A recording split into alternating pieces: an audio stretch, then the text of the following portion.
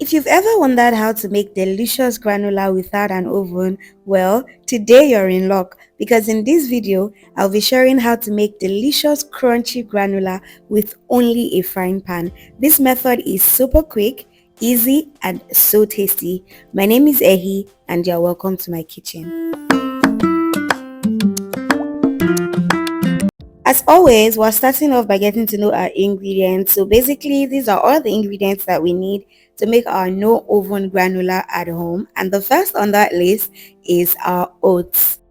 So I'm using instant oats for this because I had a bag of this at home, but it is more advisable to make use of rolled oats for granola.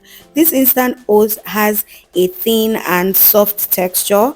Rolled oats on the other hand has a thicker texture and it is more chewy. So this one is actually harder to work with because it can become mushy if you don't do it right.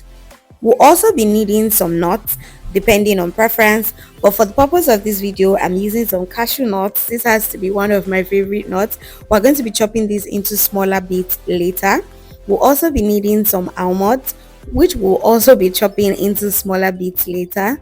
We'll be needing some pumpkin seeds as well. Honestly, this was not what I knew as pumpkin seeds when I was growing up. If you're in Nigeria, you'd understand. What I knew as pumpkin seeds were quite different from this. But I've seen this a lot recently and I thought to use it as well. We'll also be needing some coconut chips, otherwise known as coconut flakes. You can make this at home and this just adds extra crunch, but it is very optional.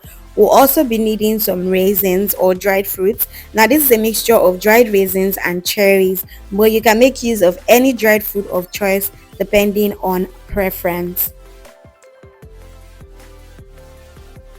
We'll also be needing some cinnamon powder because I love cinnamon, but it is very optional. You can make use of this or some nutmeg, or if you don't like it, skip both of them entirely. We'll also be needing some honey or maple syrup depending on your preference. Now this is very important in this whole process. We'll also be needing some cooking oil. For this I'm using vegetable oil, but you can make use of coconut oil, olive oil, or even butter. Now that we are familiar with our ingredients, let's get right into the process.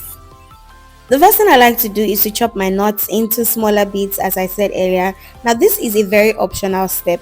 I like to do this because I like an even distribution of the nuts in small chewable chunks. I mean, this can be chewed whole, but I just like to see some small bits here and there. So if that is not you, you can skip this step entirely. But this is exactly how I like to do mine.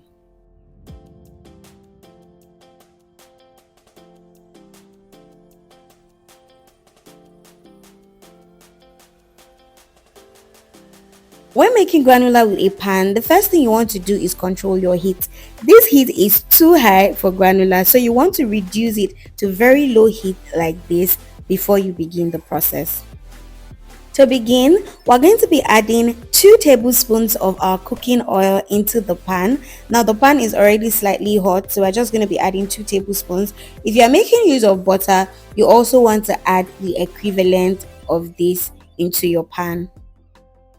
Once you've added in the oil or butter, you just want to allow it to heat up for a couple of seconds, then you add in the oats. Now at this point, you want to start stirring immediately. You do not want to stop stirring.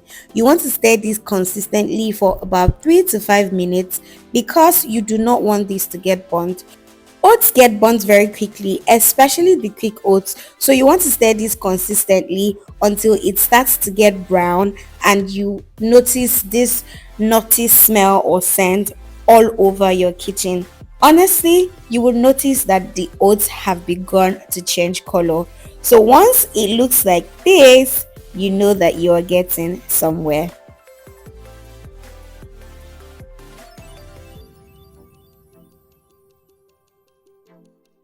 At this point, you can begin adding in the nuts and seeds. Remember, you can make use of any nut or any seed of choice depending on preference. Sesame seeds, sunflower seeds, even granite is an option here. Now, once you add in the nuts and the seeds, you want to keep stirring consistently because our oats is not about to get burnt. So you want to continuously stir until it begins to look like this. At this point, if you are using salt or cinnamon powder or nutmeg, this is the point you want to add that in here. Some people add this after they've added in their honey, but I like to add mine at this stage. If you are skipping the salt and the cinnamon, you can proceed to add your honey immediately. For this quantity of oats, you can use about 2 to 3 tablespoons of honey or even more depending on how sweet your tooth is. However, if you are working with quick oats, you want to reduce the quantity of honey that you use so that your granula doesn't get really mushy. Now, once you've added in the honey, you want to continue to stir again until it starts to clump up. The color would obviously start to change and everything would start to take shape.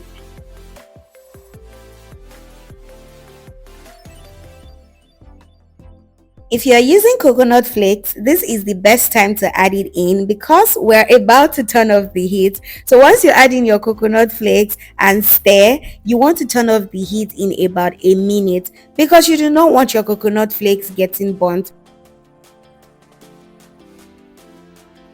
Now once you've turned off the heat, our granula is almost ready and you can see how beautiful it already looks. But we're not done yet. It's at this point that we add in our dried fruits. So our raisins and our cherries will go in now. Now the reason why we save this for last is because cherries can get bitter when they get too much heat and we do not want that taste in our granula. Unlike in the oven method, there is an even distribution of heat, so it's easier to add the raisins from the very beginning. Now you want to pour this out into a tray, spread it out and let it cool down completely so that you can see the beauty of what we have made. Once this starts to cool, it starts to look like this. Very nice, very beautiful. The longer it cools, the clumpier it gets, but it cannot get as clumpy as rolled oats because rolled oats are thicker. But at this point, you can enjoy your homemade no oven granula. You can have this with your yogurt bowls, your parfait, even as a salad dressing. However you love to have it is fine. I had mine with some yogurt and it was super nourishing. Let me know if you're going to try this or what you think about this method. Don't forget to like, share and leave a sweet comment in the comment section. Bye.